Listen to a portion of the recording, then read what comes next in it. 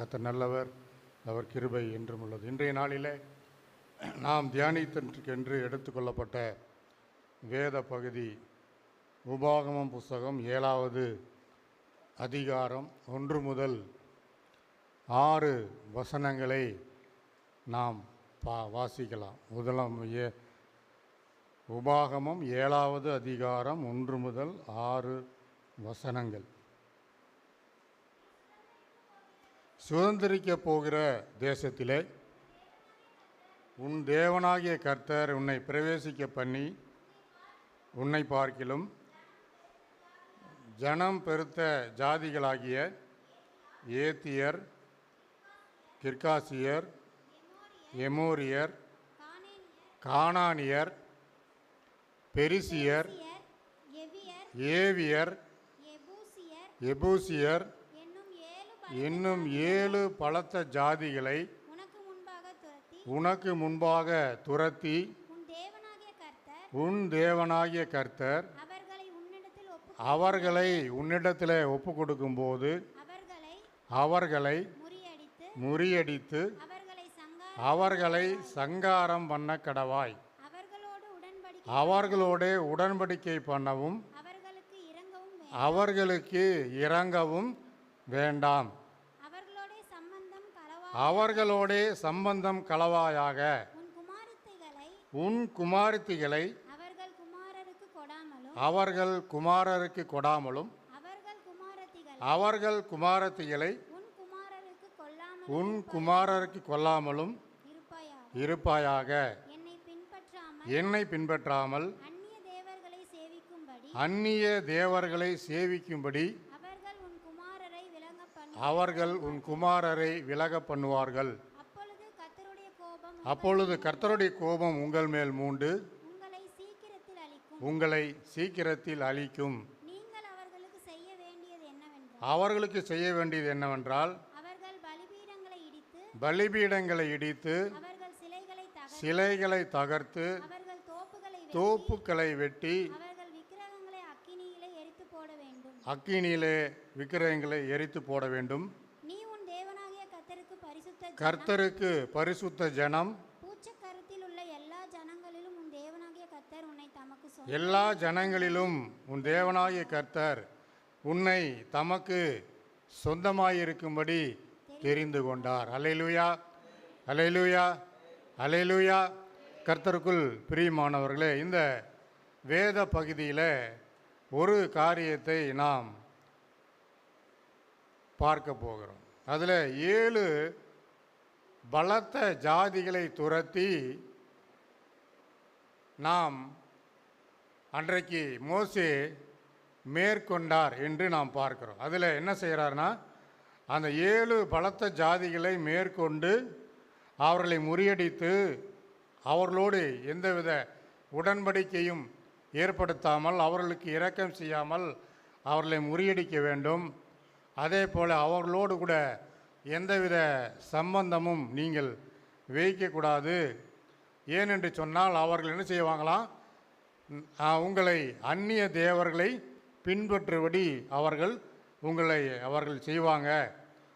இப்படியெல்லாம் சொல்லி நீங்கள் யார் என்று சொன்னால் கர்த்தருக்கு பரிசுத்த ஜனமாக இருக்கிறீர்கள் என்று சொல்லி அன்றைக்கு ஆண்டவர் மோசேக்கு கட்டளை கொடுத்தார். அல்லேலூயா.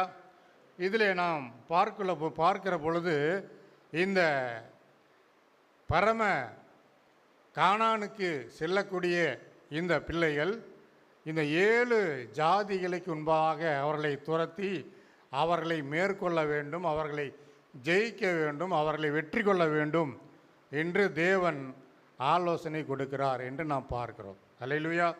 இந்த 7 ஜாதிகள் எப்படிப்பட்டவர்களாக இருந்தாங்களாம், பலத்த ஜாதிகளாக இருந்தார்கள் என்று நாம் பார்க்கிறோம். இன்றைக்கும் கூட நாம் பார்க்கிற பொழுது இந்த நம்முடைய ஆவிக்குரிய வாழ்க்கையில் அன்றைக்கு எப்படி மோசே இஸ்ரவேல் ஜனங்கள் அந்த பலத்த ஜாதிகளை மேற்கொண்டு ஜெயங்கொண்டு வெற்றி பெற்று அந்த கானானை அவர்கள் சுதந்திரிக்கிறார்களோ அதே போல் இன்றைக்கும் நம்முடைய வாழ்க்கையில் நாம் ஜெயங்கொண்டு நம்முடைய ஆவிக்குரிய வாழ்க்கையில் அந்த பரம கானானை நோக்கி நாம் பயணம் மேற்கொள்ளுகிறோம். வேதத்தில் நாம் பார்த்தோமானால் வெளிப்படுத்தின விசேஷங்களில் திரும்ப திரும்ப அவர் சொல்லுகிறார், ஜெயங்கொள்ளுகிறவன் எவனோ, ஜெயங்கொள்ளுகிறவன் எவனோ என்று ஆண்டவர் சொல்லுகிறார். கடைசியாக சொல்கிறாரு, வெளிப்படுத்தல் 21வது அதிகாரம் 7வது வசனத்தில் என்ன சொல்கிறாருன்னா, ஜெயங்கொள்ளுகிறவன் என்ன செய்வானா, எல்லாவற்றையும் சுதந்திரித்து கொள்ளுவான், நான் அவன் தேவனாய் இருப்பேன், அவன் என் குமாரனாய் இருப்பான் என்று ஆண்டவர் சொல்லுகிறார். அல்லேலூயா, அல்லேலூயா. இன்றைக்கு நம்முடைய ஆவிக்குரிய யுத்தத்தில் பரம கானானை சுதந்திரிக்கக்கூடிய நாம் ஒரு யுத்தத்தில் இருக்கிறோம். நம்முடைய யுத்தம் எப்படிப்பட்டதாக இருக்கிறதுன்னு சொன்னால், அது அன்றைக்கு இருந்ததை போல மாம்சத்திற்கேற்ற ஒரு யுத்தம் அல்ல, அது ஆவிக்குரிய யுத்தமாக இருக்கிறது என்று நாம் பார்க்கிறோம். அல்லேலூயா. வேதத்தில் நாம் படிக்கிறோம். 2 கொரிந்தியர் 10ஆம் அதிகாரம் 3 வசனங்களில் நாம் பார்க்கிற பொழுது, நம்முடைய போர் ஆயுதங்கள் எப்படிப்பட்டதாக இருக்கிறது என்று சொன்னால், அது மாம்சத்திற்கு ஏற்ற விதமாக அல்ல, ஆவிக்குரியதாக இருக்கிறது என்று சொல்லி நாம் பார்க்கிறோம். 2 கொரிந்தியர் 10ஆம் அதிகாரம் 3-4 வசனங்களிலே அந்த வசனத்தை குறித்து நாம் பார்க்கிறோம். அல்லேலூயா. பிரியமானவரே, இன்றைக்கு நாம் கற்றுக்கொள்ளக்கூடிய காரியம் என்ன என்று பார்க்கிற பொழுது, அன்றைக்கு இஸ்ரவேலர் அந்த 7 பலத்த ஜாதிகளை மேற்கொண்டு அவர்கள் வெற்றி சிறந்து அந்த கானானை சுதந்திரித்து கொண்டார்கள் என்று நாம் பார்க்கிறோம். இந்த 7 ஜாதிகள் என்பது எதை குறிக்கிறது என்று சொன்னால், நம்முடைய ஆவிக்குரிய வாழ்க்கையில் இருக்கக்கூடிய, நம்முடைய வாழ்க்கையில் இருக்கக்கூடிய 7 விதமான சுவாபங்கள், கெட்ட குணங்கள் குறிக்கிறது. அல்லேலூயா. இந்த குணங்களிலிருந்து, சுவாபங்களிலிருந்து நாம் மேற்கொண்டு வெற்றி பெற வேண்டும் என்று ஆண்டவர் விரும்புகிறார். அல்லேலூயா, அல்லேலூயா, அல்லேலூயா. அப்போது 7 விதமான மக்கள், ஜாதியாரை குறித்து இந்த நாளிலே நாம் சிந்திக்க போகிறோம். அவருடைய குணாதிசயங்கள் என்ன, அவர்கள் எப்படிப்பட்டவர்களாக இருந்தார்கள், நாம் அந்த காரியங்களிலிருந்து நாம் எப்படி மேற்கொள்ள வேண்டும் என்று 7 ஜாதியினரை குறித்து சிந்திக்கும்படியாக கர்த்தர் நமக்கு உதவி செய்வாராக. இதில் பார்க்குற பொழுது முதலாவதாக நாம் கானானியர் என்பதை குறித்து பார்க்கிறோம். கானானியர் என்பது யார் என்று சொன்னால் என்ன, கானானியர் என்று என்ன அர்த்தம் என்று நாம் பார்க்கிற பொழுது, இந்த ஜனம் எப்படிப்பட்டதாக இருந்தது என்று பார்க்கிற பொழுது, இவர்கள் இச்சைகள் நிறைந்தவர்களாக இருந்தார்கள் என்று பார்க்கிறோம். ஒழுக்கம் இல்லாதவர்களாக இருந்தார்கள். அதே போல கீழ்த்தரமான அசுத்தங்களிலாலே இவர்கள் தங்களுடைய வாழ்க்கையை கரைபடித்து கொண்டார்கள் என்று நாம் பார்க்கிறோம். இந்த கானானியர் என்றால் யார் என்று நாம் பார்க்கிற பொழுது, நோவாவினுடைய 3 பிள்ளைகள் இருக்கிறாங்க. அவர்கள் யார்? சேம், காம், யாப்பேத் என்று நாம் பார்க்கிறோம். அல்லேலூயா. இந்த காமனுடைய மகன்தான் கானான், அதாவது நோவாவுடைய பேரன். ஆதியாகம புஸ்தகம் 10ஆம் அதிகாரத்தில் பார்த்தீங்கன்னா, அந்த நோவாவுடைய அந்த வம்ச, சேம், காம், யாப்பேத்தினுடைய வம்ச வரலாறில் 10வது அதிகாரம் 6வது வசனத்தில் சொல்லப்பட்டிருக்கிறது. காமுடைய குமாரர் சூஸ், மிஸ்ராயும், பூத், கானான் என்பவர்கள். அல்லேலூயா. இந்த கானான் யார் என்று சொன்னால், காமுடைய குமாரனாக இருக்கிறான். இந்த கானான், இந்த காம் செய்த காரியம் என்ன என்று நாம் பார்க்கிற பொழுது, ஆதியாகம புஸ்தகத்தில் பார்த்தீங்கன்னா 9வது அதிகாரத்துக்கு வாங்க.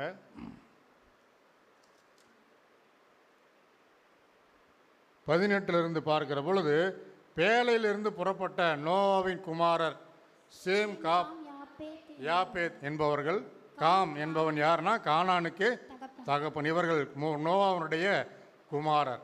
இந்த நோவா என்ன செய்கிறாரு, நல்ல பயிருடனாகி திராட்சை தோட்டத்தை எல்லாம் வைத்து திராட்சை ரசத்தை குடித்து கூடாரத்தில் படுத்து கொண்டிருக்கிற பொழுது, அப்பொழுது அந்த கானானுக்கு தகப்பனாகிய காம் என்ன செய்கிறாரு, அவனுடைய நிர்வாணத்தை கண்டு அதை மூடாமல் என்ன செஞ்சார், அவன் தன்னுடைய சகோதரர்களுக்கு போய் வெளியே போய் அறிவிக்கிறதை பார்க்கணும். இங்கே அவன் எப்படிப்பட்ட நிலைமையிலே இந்த காம் இருக்கிறார் என்று நாம் சிந்தித்து பார்க்க வேண்டும். ஏனென்று சொன்னால், இந்த நீதிமானாகிய நோவாவினுடைய குமாரன் பேழையில் எல்லா ஜனங்களும் பாவத்தினால சாபத்தினால கர்த்தருடைய வார்த்தை கேட்காதபடி அழிக்கப்பட்ட பொழுது நோவாவோடே கூட பேழையினாலே அவன் காப்பாற்றப்பட்ட ஒரு மனிதன், உலகத்தினால அழிந்து போகாமல் காப்பாற்றப்பட்ட மனிதன். ஆனாலும் இந்த காம் என்ன செய்யலை, தன்னுடைய பிள்ளைகளை அவன் என்ன செய்யலை, பிற்காலங்களிலே அவன் பரிசுத்தமாய் வளர்க்கவில்லை என்று நாம் பார்க்கிறோம். அல்லேலூயா, அல்லேலூயா. ஆக இந்த இடத்துல நான் பார்க்கிற பொழுது 9வது அதிகாரத்தில் 24ஆம் ஆதியாகமம் 9ஆம் அதிகாரம்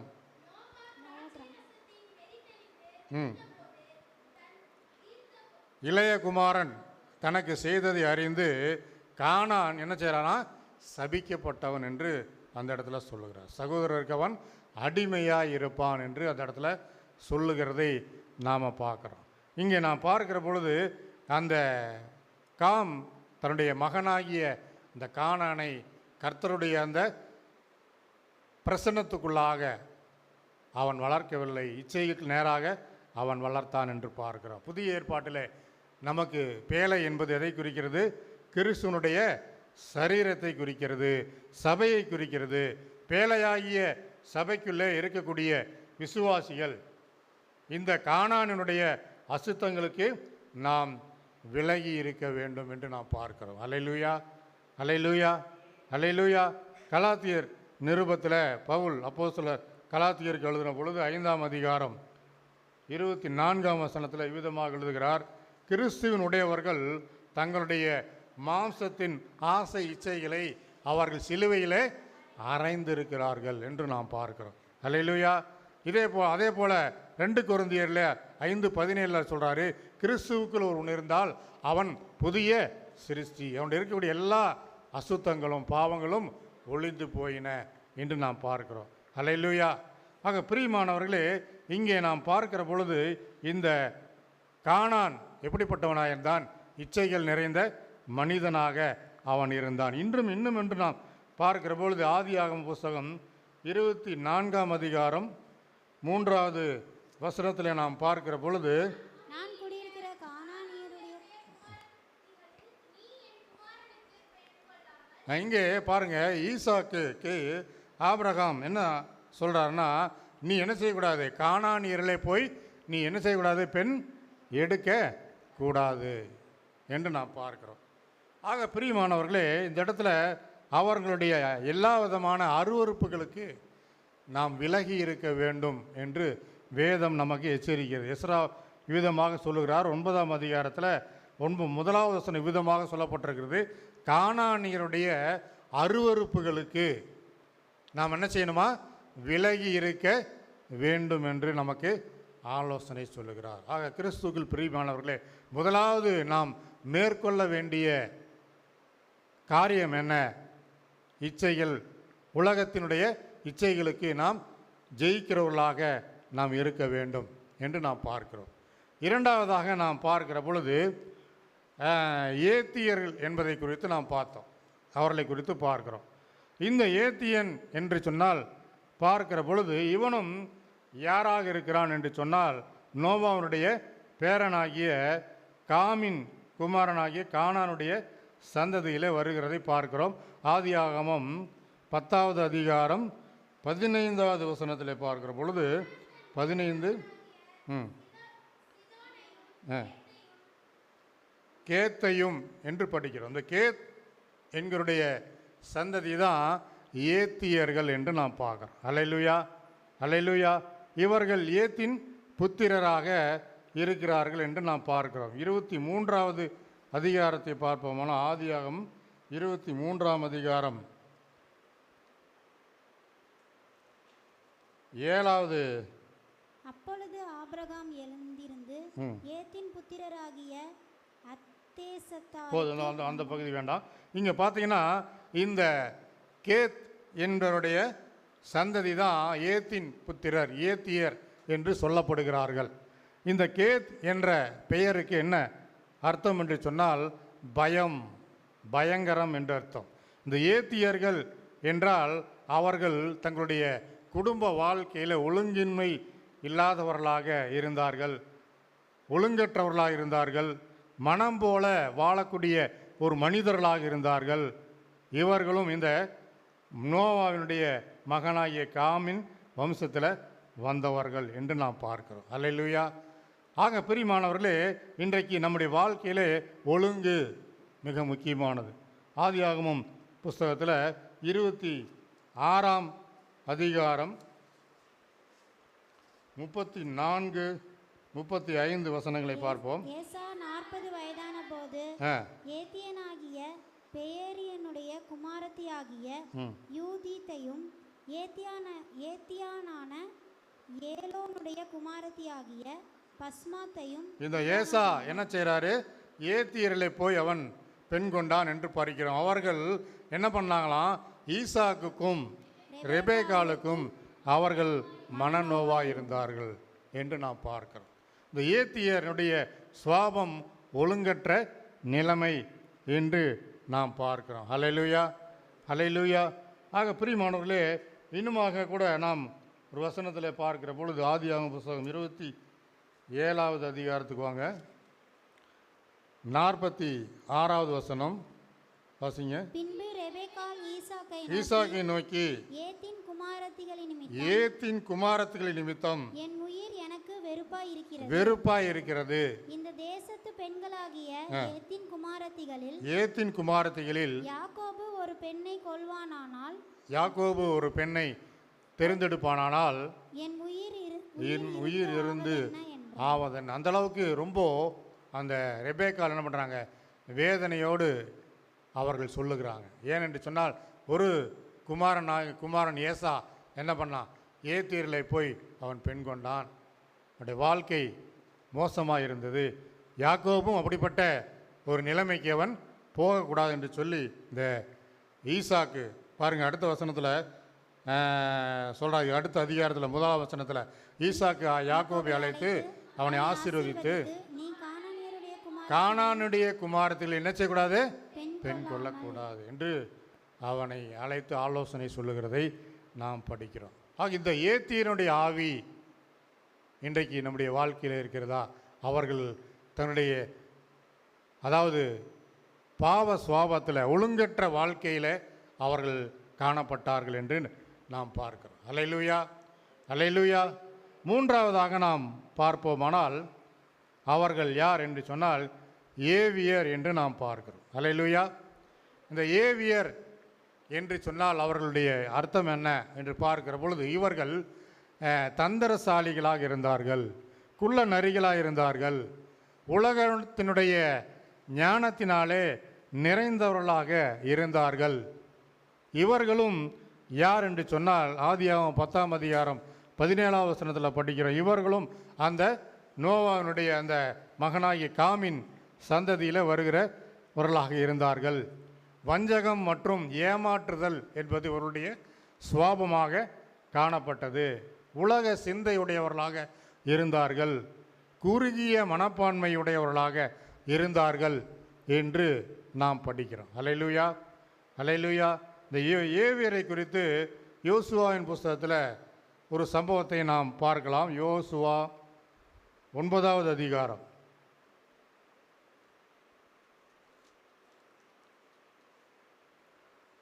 அதில் நாம் பார்க்கிற பொழுது அதில் 1 முதல் 11 வசனங்களிலே ஒரு அருமையான ஒரு சம்பவம் சொல்லப்பட்டிருக்கிறது. யோசுவா என்ன செய்கிறாரு? எரிகோ, ஆயி பட்டணங்கள் எல்லாம் மேற்கொண்டு அவர் வெற்றி சிறந்து வருகிற பொழுது இந்த என்ன பண்ணுறாங்களாம்? அந்த ஏத்தியர், எமோரியர், கானானியர், பெருசியர் எல்லாரும் அதையெல்லாம் கேள்விப்பட்டு இந்த யோசுவாவோட கூட உடன்படிக்கையாக வர்றாங்க. அந்த உடன்படிக்கையில் மிக முக்கியமாக அதில் வந்து கலந்து கொண்டவங்க யாருன்னா இந்த ஏத்தியர். இந்த ஏத்தியர் என்ன பண்ணாங்கன்னு சொல்லி அந்த 7ஆம் வசனத்தில் பார்த்தீங்கன்னா இஸ்ரவேல் மனுஷர் அந்த ஏவியரை நோக்கி,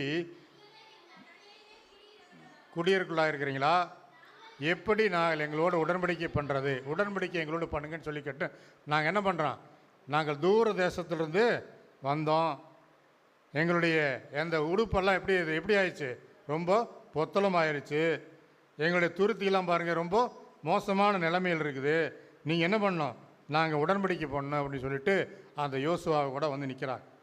ஆனால் இந்த தந்திரமான ஆலோசனை செய்து அவர்கள் என்ன பண்ணுறாங்க, வராங்க. அப்படி வந்த உடனே அந்த வசனத்தில் பார்த்தீங்கன்னா ம் ம்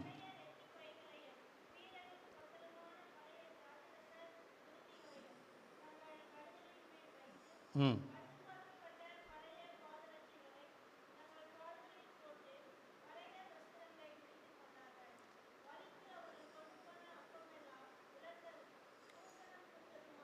இங்கே பாருங்கள், அவர்கள் ஒரு ஏமாற்று வேலையை அந்த இடத்த செய்கிறாங்க யோசுவாவோட வந்து. ஆனால் தொடர்ந்து அந்த வசனங்களை பார்த்த உடனே அவர்களை குறித்து அந்த சொல்லப்பட்டிருக்குது. அவர்கள் 23வது வசனத்தில் பார்த்தீங்கன்னா, நீங்கள் என்ன பண்ணுவாங்க, சபிக்கப்பட்டவர்கள், தேவனுடைய ஆலயத்துக்கு எப்படி இருக்கும், நீங்கள் விறகு வெட்டுவர்களாகவும் தண்ணீர் எடுக்கணும்னா பணிவிடைக்காரர்களாக நீங்கள் இருக்கணும், இந்த ஊழியம் கூட்டு உங்களுடைய சந்ததி விட்டு நீங்கள் அதுன்னு சொல்லிட்டு யோசுவா அவர்களுக்கு சொல்கிறதையும் பார்க்குறோம்.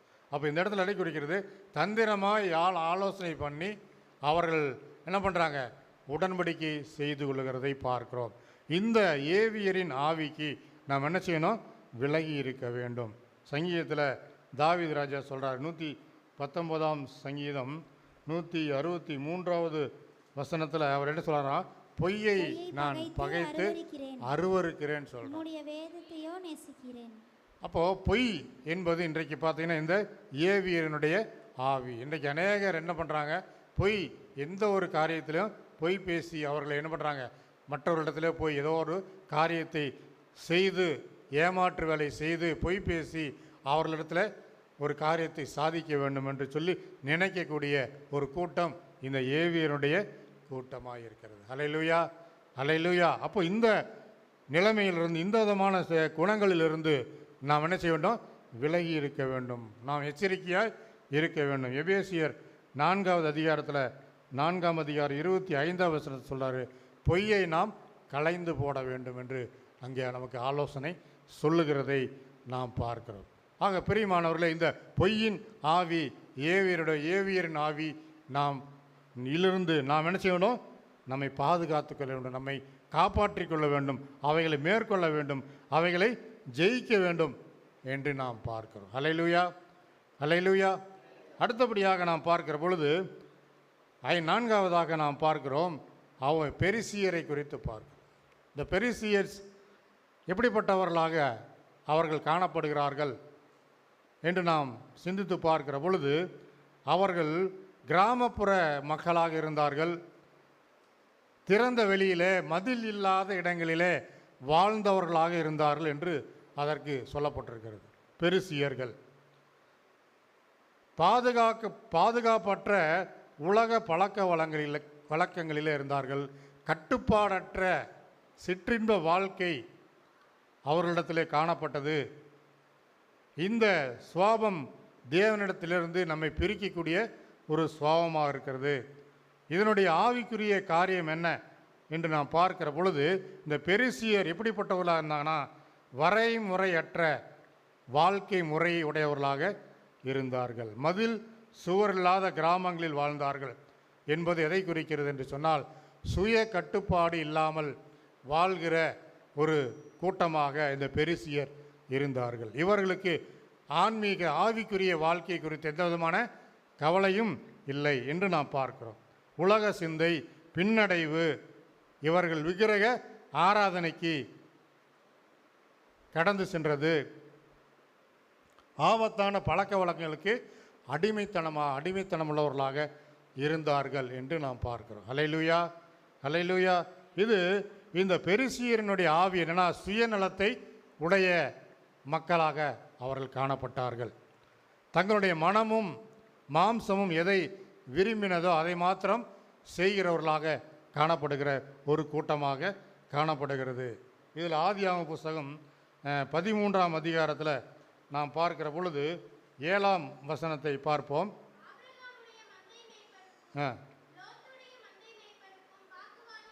வாக்குவாதம் உண்டாயிற்று. அக்காலத்தில் பெருசியர் அங்கே இருந்தாங்க. வாக்குவாதம் எதனால் வந்தது? பெருசிய ஆவி அந்த இடத்துல கிரியை செய்து வந்தது என்று நாம் பார்க்கிறோம். அல்லேலூயா. வாக்குவாதம், பொறாமை இதெல்லாம் எங்கே இருந்து வருகிறது? இந்த பெருசியனுடைய ஆவிகளை குறித்து நாம் பார்க்கிறோம் பிரியமானவர்களே. அதனால தான் நீதிமொழிகளில் 25ஆம் அதிகாரம் 28ஆம் வசனத்தில் சாலமோன் ஞானி எழுதுகிறார், தன் ஆவியை அடக்காத மனிதன் எப்படிப்பட்டவனாக இருப்பானா? மதில் இடிந்த பாலான பட்டணத்தை போல அவன் காணப்படுவான். அந்த மதில் இடிந்த பாலான பட்டணம் ஒருவருக்கும் பிரயோஜனமாக இருக்காது என்று நான் பார்க்கிறோம். அப்போ ஒழுங்கு, சுய கட்டுப்பாடு அற்ற, வாக்குவாதம் நிறைந்த, பொறாமை நிறைந்த ஒரு கூட்டமாக இந்த பெருசியர் கூட்டம் காணப்படுகிறது. அப்போ நம்முடைய வாழ்க்கையில் நாம் இந்த பெருசியரின் ஆவிக்கு நாம் விலகி இருக்க வேண்டும். நம்முடைய தேவன் எப்படிப்பட்டவராக இருக்கிறார்? அவர் சகலத்தையும் எப்படிப்பட்டவராக இருந்தார்? அவர் ஒழுங்கும் நேர்த்தியும் கிரமமாக செய்கிற தேவனாக இருந்தார். இஸ்ரவேல் ஜனங்களை அவர் என்ன பண்ணல, சும்மா ஒருபோது விடலை. அவர் என்ன பண்ணார்? 10 கட்டளைகளை கொடுத்தார், நியாய பிரமாணங்களை கொடுத்து அவர்கள் இப்படியெல்லாம் நீங்கள் என்ன நினைச்சோம் வாழ வேண்டும் என்று சொல்லி அவர்களுக்கு கட்டளைகளை கொடுத்தார். அதே போல் ஆசரிப்பு கூடாரத்தை அவர்கள் கட்டுகிற பொழுது அதற்கேற்ற திட்டங்களை கொடுத்தார் என்று நாம் படிக்கிறோம். அல்லேலூயா, அல்லேலூயா. ஆக பிரியமானவர்களே, அதே போல் ஆண்டவராக இயேசு கிறிஸ்துடைய வாழ்க்கையில் பார்த்தீங்கன்னா எல்லாவற்றையும் எப்படிப்பட்டவராக சேர்ந்தார்? கிரமமாக அவர் செய்தார் என்று நாம் படிக்கிறோம். அந்த 5 அப்பத்தையும் 2 மீனையும் ஆண்டவர் என்ன செஞ்சார்? ஆசீர்வதித்து 5000 பேருக்கு அவர் போஷித்தார் என்று நாம் படிக்கிறோம். அவர்களை என்ன பண்ணார்? வரிசையாக அமர வைத்தார். அதே போல் என்ன பண்ணுறாரு? மீதம் 12 கூடை நிறைய எடுத்தார் என்று பாருங்க. ஆண்டவர் எல்லா காரியத்தையும், எந்த காரியத்தையும் ஒழுங்கும் கிரமமாக அவர் செய்கிறதை நாம் பார்க்கிறோம். அப்போது நீதிமொழிகளில் கூட ஒரு வசனம் சொல்லப்பட்டிருக்குது. 4ஆம் அதிகாரம் 11, 12 வசனங்களை வாசிங்க.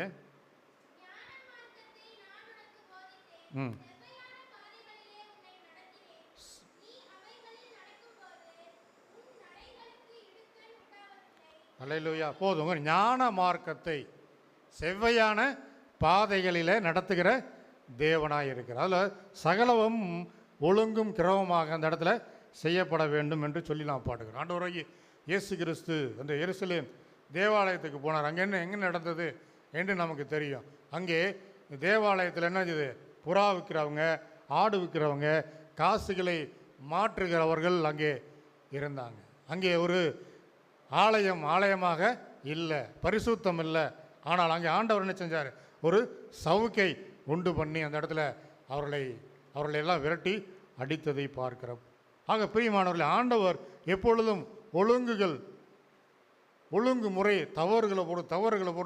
தவறு ஏற்படுகிற பொழுது, ஒழுங்கற்ற நிலைமை காணப்படுகிற பொழுது ஆண்டவர் கண்டிக்க தவறுவது இல்லை என்று பார்க்கிறோம். இன்றைக்கு அநேகர் என்ன செய்கிறாங்க?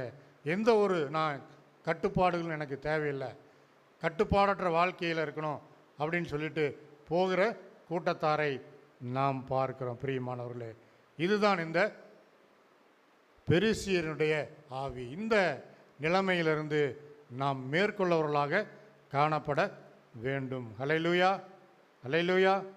எபிரேயரில் ஒரு வசனம் அழகாக சொல்லப்பட்டுகிறது. 12ஆம் அதிகாரம் 6, 7, 8 வசனங்களை பார்ப்போம். எவனிடத்தில் அன்பு கூறுகிறாரோ அவனை அவர் சிட்சித்து எந்த மகனையும் தண்டிக்கிறார் என்று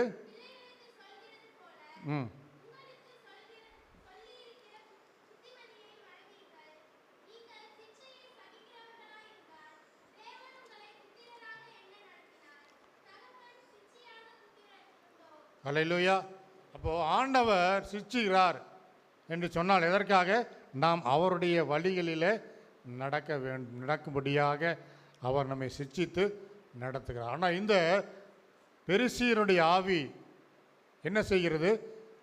எனக்கு எந்த சிச்சையும் எனக்கு தேவையில்லை, என்னுடைய சுயத்தில் நான் வாழ்வேன் என்று சொல்லுவது தான் அந்த பெருசியனுடைய ஆவி. இதிலிருந்து நாம் விடுபடுகிறவர்களாக நாம் காணப்பட வேண்டும். அல்லேலூயா.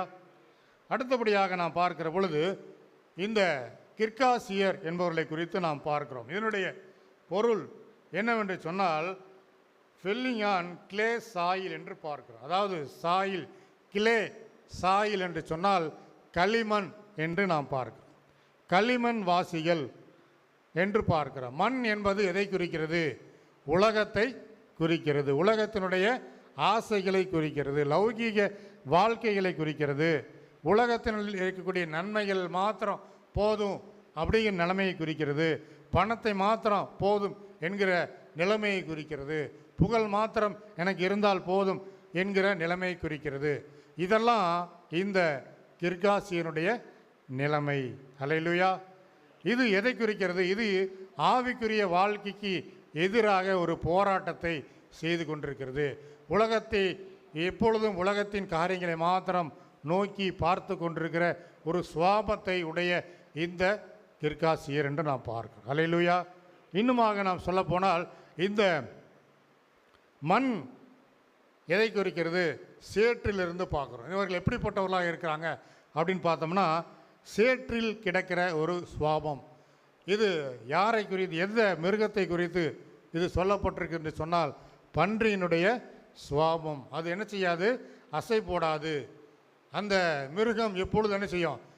மேலே நோக்கி பார்க்காது. எப்பொழுதும் இந்த உணவாவது கிடைக்குமா என்று சொல்லி அதுக்கு எப்பொழுதும் கீழ் நோக்கியே பார்த்து கொண்டிருக்கிற சுவாபம், மாம்சமான சுவாபத்தை உடையதாக இருக்கிறது. இந்த சுவாபம் உடையவர்கள் எப்படிப்பட்டவர்கள்? இவர்கள் தான் இந்த கிர்காசியர் என்று நாம் பார்க்கிறோம். ஒரு வசனத்தை கூட வாசிப்போம். பேதுருனுடைய நிருபத்துக்கு 2 பேதுரு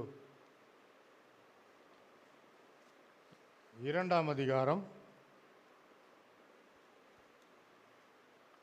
20ஆம் வசனம். 20 கர்த்தரும் இரட்சகருமாயிருக்கிற இயேசு கிறிஸ்துவை அறிகிற அறிவினாலே உலகத்தின் அசுத்தங்களுக்கு தப்பினவர்கள் மறுபடியும் அவைகளில் சிக்கிக்கொண்டு ஜெயிக்கப்பட்டார். மறுபடியும் அந்த உலகத்தினுடைய அசுத்தங்களுக்கு போனார்களானால் அவர்களுடைய நிலைமை முன்னிலைமையிலும் கேடுள்ளதா இருக்கும். முன் இருந்ததை விட கேடுள்ளதா இருக்கும். வாசிங்க 21 22. அவர்கள் நீதியின் மார்க்கத்தை அறிந்த பின்பும்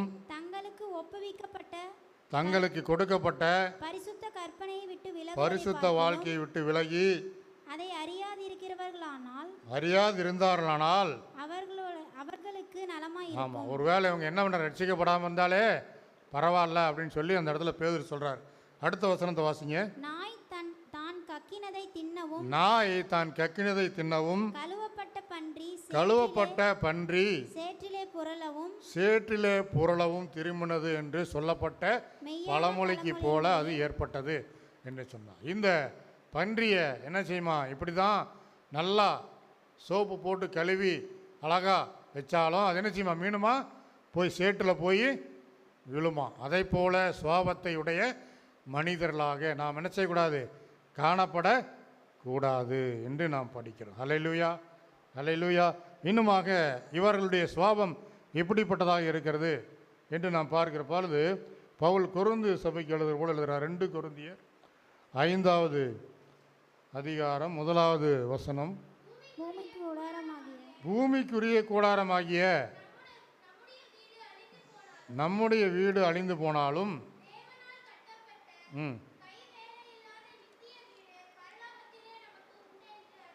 ஆமாம், இங்கே பாருங்க, பூமிக்குரிய கூடாரம் ஒன்று, அப்புறம் தேவனாலே கட்டப்பட்ட எந்த ஒரு கை வேலையும் இல்லாத ஒரு அழகான வீடு பரலோகத்தில் ஒன்று வீடு உண்டு. 2 வீடு, பூமியினாலே பூமிக்குரிய வீடு, ஆவிக்குரிய பரலோகமாகிய வீடு.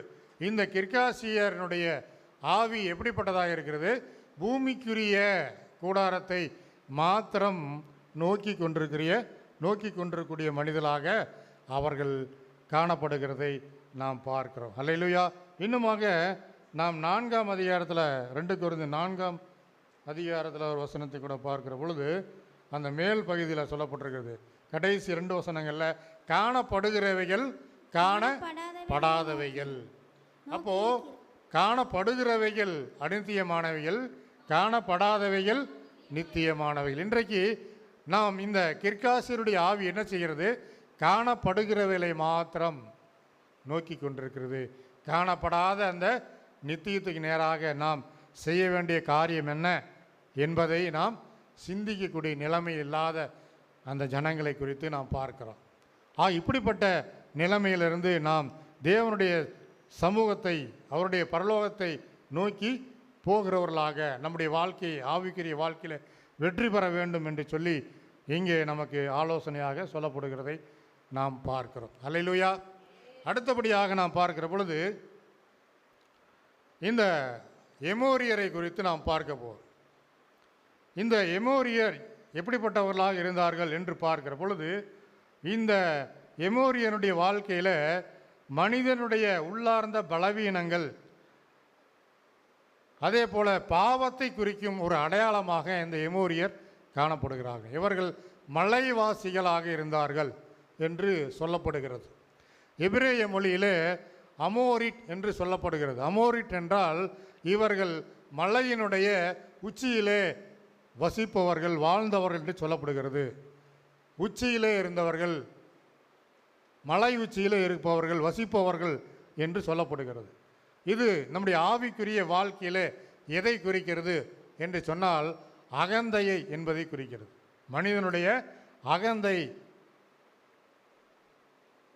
பெருமை, இதை குறிக்கிறதாக காணப்படுகிறது. இவர்களும் யார் என்று சொன்னால் நோவாவினுடைய பேரனாகிய இந்த காமின் சந்ததியில் வந்தவர் என்று சொல்லி ஆதியாகமம் 10வது அதிகாரம் 16வது வசனத்தில் நாம் பார்க்கலாம்.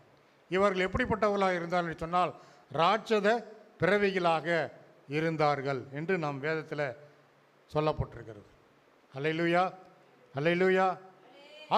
இவர்களை நாம் மேற்கொள்ள வேண்டும். இந்த சுவாபங்களிலிருந்து நாம் ஜெயங்குள்ளவர்களாக இருக்க வேண்டும் என்று சொல்லி ஆண்டவர் நமக்கு ஆலோசனை சொல்லுகிறார். யாத்திராகம் 34ஆம் வசனத்தில் ஆண்டவர் சொல்கிறாரு, எல்லா எமோரியரையும் நான் உனக்கு முன்பாக துரத்துவேன் என்று சொல்லி ஆண்டவர் வாக்குத்தத்தம் கொடுக்கிறார். அல்லேலூயா.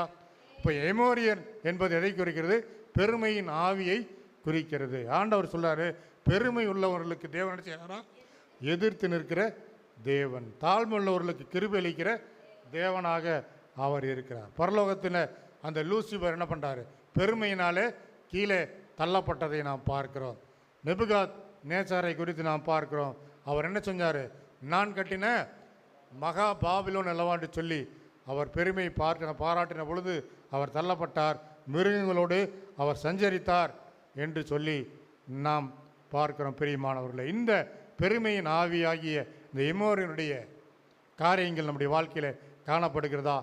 இவைகளை மேற்கொள்ள தேவன் நமக்கு பலன் கொடுக்க வேண்டும் என்று சொல்லி நாம் அவருடைய சமூகத்தில் மன்றாடி கேட்க வேண்டியவர்களாக இருக்கிறோம். அடுத்தபடியாக நாம் பார்க்கிற பொழுது கடைசியாக எபூசியர் என்றவர்களை அங்கே மேற்கொண்டார்கள் என்று நாம் பார்க்கிறோம்.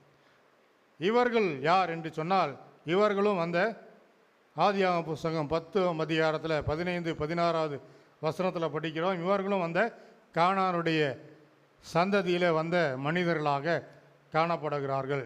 இவர்கள் குறித்து நாம் பார்க்கிற பொழுது இவர்கள் கானான் தேசத்திலே வாழ்ந்த ஒரு பழங்குடி சமுதாயத்தை, இனத்தை சேர்ந்தவர்களாக இவர்கள் காணப்பட்டார்கள் என்று பார்க்கிறோம். இந்த மனிதனுடைய குணாதிசயம் என்ன என்று நாம் பார்க்கிற பொழுது இந்த எபூசியர் எப்படிப்பட்டவர்களாக இருந்தார்கள் என்று சொன்னால் போர்க்குணம் உள்ள மக்களாக அவர்கள் காணப்பட்டார்கள். அதாவது இவர்கள் தங்களுடைய சுய பலத்தின் மேல் நம்பிக்கை வைக்கிற மனிதர்களாகவும் தேவனுடைய பலத்தை அவர்கள் அசட்டை செய்கிற ஒரு மனிதர்களாகவும் காணப்பட்டார்கள். இப்படிப்பட்டவருடைய குணாதிசயமுடையவர் தான் இந்த எபூசியருடைய ஆவிகள். மற்றும் இவர்கள் எப்படிப்பட்டவர்களாக இருந்தார்கள் என்று சொன்னால் குற்றம் சாட்டுகிறவர்களாக காணப்பட்டார்கள் என்று நாம் பாடிக்கிறோம். அல்லேலூயா. இவர்கள் இந்த ஆவியினாலே ஒருவரை குற்றம் சாட்டி தங்களுடைய அதிகாரத்தை பெற்றுக்கொள்ள வேண்டும், தங்களுடைய அதிகாரத்தை நிலைநாட்ட வேண்டும் என்று சொல்லி அவர்கள் அந்த சுபாவத்தை உடைய மனிதர்களாக இருக்கிறார்கள். இன்றைக்கு அநேகர் அப்படித்தான் காணப்படும். ஒருவரை குற்றம் சாட்டி தங்களை மேற்கொள்ளக்கூடிய ஒரு மனிதர்களாக இந்த எபூசியர் காணப்பட்டார்கள் என்று நாம் படிக்கிறோம்.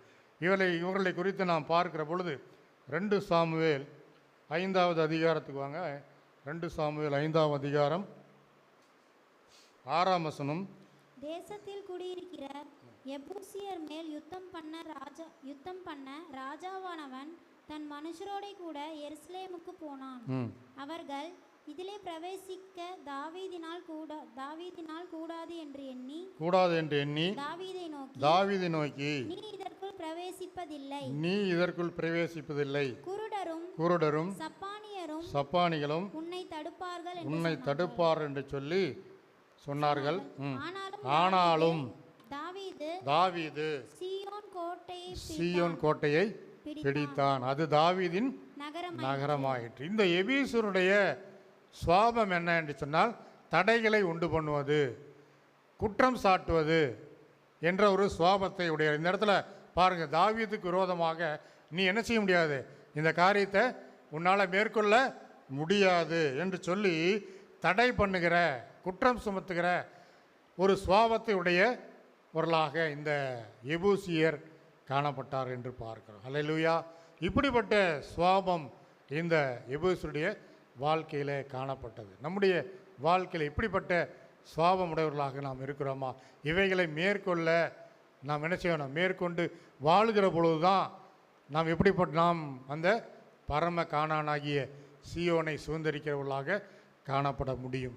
அல்லேலூயா, அல்லேலூயா. சங்கீதத்தில் கூட ஒரு வசனத்தை அழகாக எழுதுகிறார். 147ஆம் சங்கீதத்தில் பார்க்கிற பொழுது 10, 11 வசனங்கள்.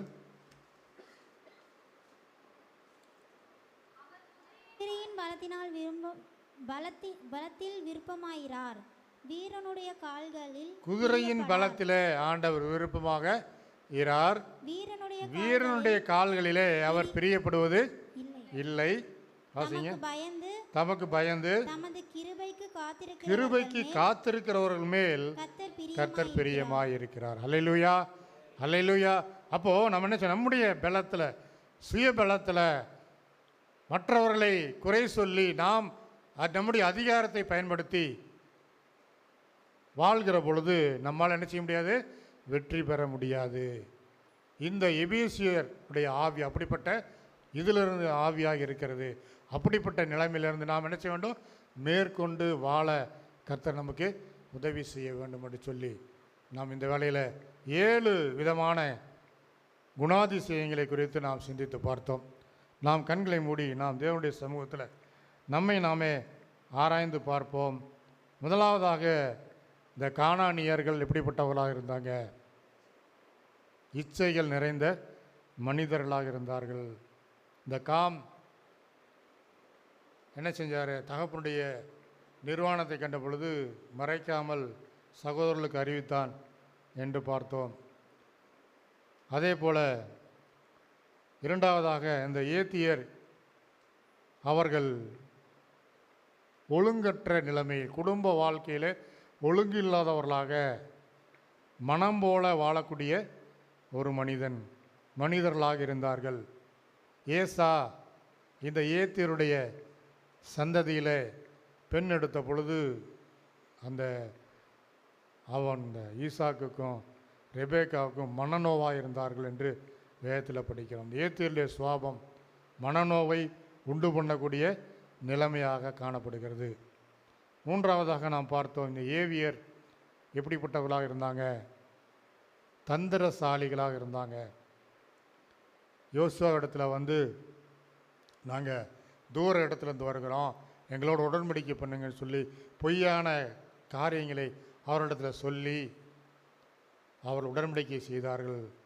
பிற்பாடு அது தெரிந்த பொழுது அவர்களுக்கு அது சாபமாக மாறினது, அவர்கள் சபிக்கப்பட்டார்கள் என்று பார்க்கிறோம். தந்திரத்தினால காரியங்களை சாதித்து கொள்ள நினைக்கக்கூடிய மனப்பான்மையுடையவர்கள் இந்த ஏவியருடைய குணாதிசயம். இன்றைக்கும் நாம் அநேகர் இப்படிப்பட்டவர்களாக இருக்கிறோம்.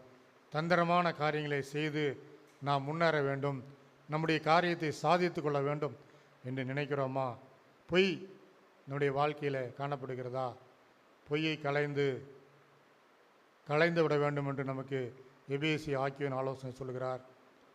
பொய்யை பகைத்து அருவருக்கிறேன் என்று சொல்லி தாவீது சொல்கிறார். பிரியமானவர்களே, பெரிசியரை குறித்து நாம் பார்த்தோம். அவர்கள் சிற்றின்ப வாழ்க்கை மட்டும் போதும் என்று நினைத்தக்கூடியவர்கள், மனசும் மாம்சமும் எதை விரும்பினதோ அதை செய்ய அவர்கள் ஆயத்தமுள்ளவர்களாக இருந்தாங்க. ஒழுங்கற்ற நிலைமையில் இருந்தாங்க. கிரமமில்லாத வாழ்க்கை,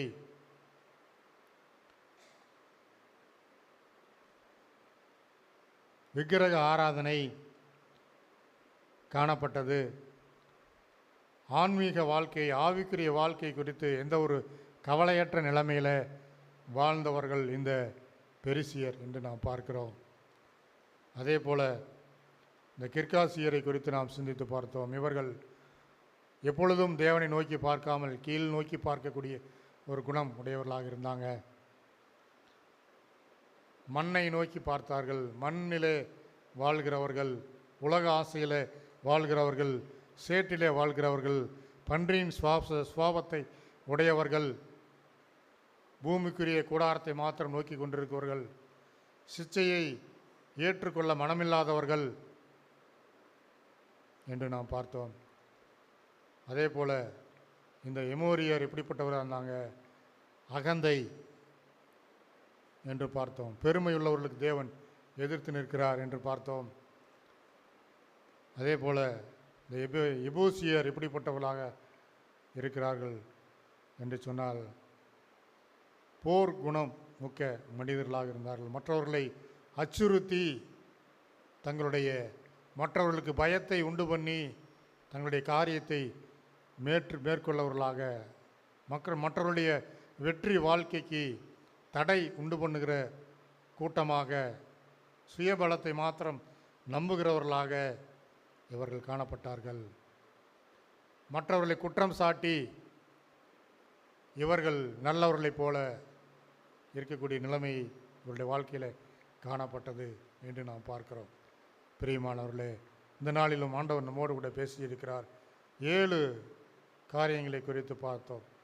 அன்றைக்கு மோசே இந்த 7 ஜாதிகளை மேற்கொண்டு வெற்றி கொண்டு கானான் தேசத்திற்கு அவர்கள் கடந்து சென்றார்கள் என்று பார்க்கிறோம். இன்றைக்கும் இந்த ஆவிக்குரிய நம்முடைய பரம கானானை நோக்கி பயணப்பட்டு கொண்டிருக்கிற, பிரயாணம் செய்து கொண்டிருக்கிற நாம் இந்த சுவாபங்களை மேற்கொள்கிறவர்களாக நாம் இருக்கிறோமா என்பதை ஆராய்ந்து பார்த்து அவருடைய சமூகத்தில் நம்மை ஒப்புக் கொடுப்போம். எங்கள் அன்பின் நல்ல ஆண்டவரே, இந்த ஆசீர்வதிக்கப்பட்ட ஆண்டவரே, காலை வேளையிலும் நாங்கள் ஆண்டவரே பரம கானானை சுதந்திரிக்கக்கூடிய இந்த ஆவிக்குரிய வாழ்க்கையில், இந்த பூமிக்குரிய கூடாரத்தில் நாங்கள் எப்பொழுதும் ஆண்டவரே இந்த 7 விதமான குணாதிசயங்களுடைய பாவ சுவாபங்களுடைய மனிதர்களுடைய வாழ்க்கையிலிருந்து நாங்கள் அவைகளை மேற்கொண்டு அவைகளை வெற்றி சிறந்து ஜெயங்கொண்டு ஆண்டவர் எங்களுடைய ஆவிக்குரிய வாழ்க்கையில் நாங்கள் மேற்கொள்ள இந்த நாளிலும் ஆண்டவர் நீங்கள் கொடுத்த நல்ல ஆண்டவர் ஆலோசனைகளுக்காக